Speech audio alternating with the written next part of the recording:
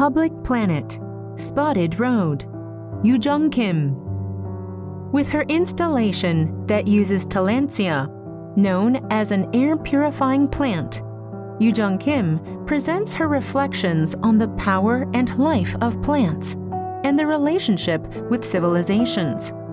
The artist finds a major motif for her work in the way plants adapt to new environments, expressing it in narratives that illustrate the ambivalence inherent in human society.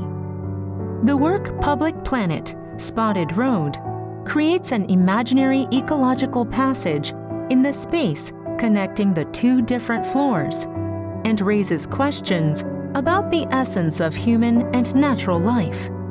The jaggedly growing plants, which seem to threaten the humanistic perspective in a way, emphasize the inevitable symbiosis between humans and nature